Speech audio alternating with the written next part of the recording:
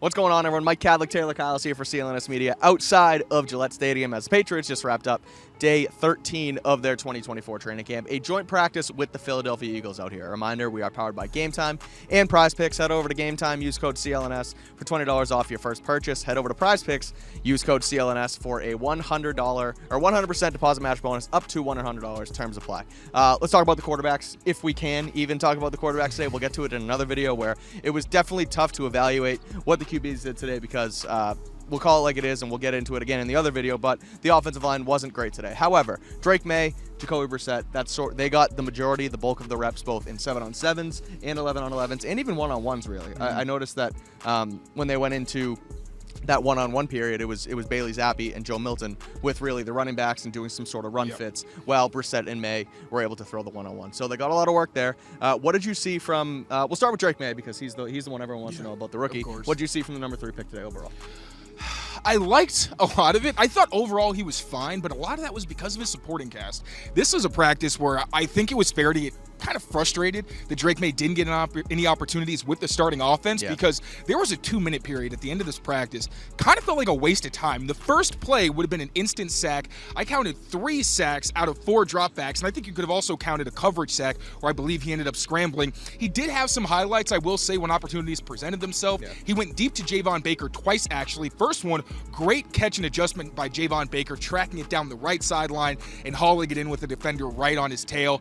Then there was another play later on where Drake went deep to Javon Baker. I'm not even sure about the quality of the throw because Baker kind of tracked it funny, then wound up actually pushing off. It was really just an awkward play overall. But other than that, I thought Drake May was fine. He was dinking and dunking a lot of that underneath stuff. Yeah, there was a lot of underneath today. Yeah, and there weren't any bad decisions. At the end of the day, we know that he wants to be aggressive, but as long as he's not throwing into bad windows and taking what the defense gives him, as a hyper-athletic and hyper-talented quarterback, I don't have as much beef with that. But again, it was frustrating seeing him go against twos and playing with twos, considering the offensive line depth isn't great, and he just doesn't have a lot of chemistry with a lot of the receivers he's playing with. Yeah, right. I'll add just to Drake May quickly. It looked like early on, he had a little bit of jitters. There was a couple throws. Yeah, the one-on-ones were rough. One-on-ones, his first 2 or 3 throws, he missed wide, he missed far, he missed short on 2 or 3 straight throws, but then he came back right away to the throw you mentioned to Javon Baker, right over Avonte Maddox, right in the breadbasket, and Baker made a nice catch. So again, up and down. We talked to May after practice as well. He told us himself, it was up and down, still kind of getting used to, still getting a feel for the things.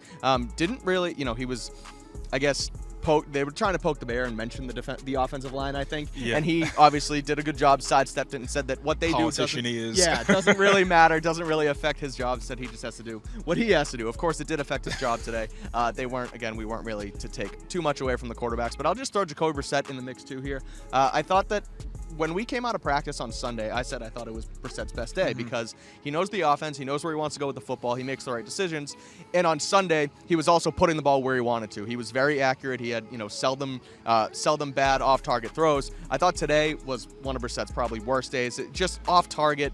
He still looked decisive in his reads, but there was overthrows, there was underthrows. He missed Austin Hooper a few times. Even some of the completions to Austin Hooper, who I thought was probably, besides Pop Douglas, the best pass catcher today, Austin Hooper, getting a lot of targets with Hunter Henry out. Austin Hooper had to go and make some acrobatic plays because the balls were off target. So that's my take on Brissett. Did you take anything else away from number 14? Yeah, I didn't love this day from Jacoby Brissett. Considering the circumstances, you wanted to see the top offense at least look competitive. Right. And at times, I didn't think it was very competitive. Like you mentioned, there were plays where there was a drive where it felt like everything was either a miscommunication, an inaccurate pass, or a drop. It was just a lot of missed opportunities.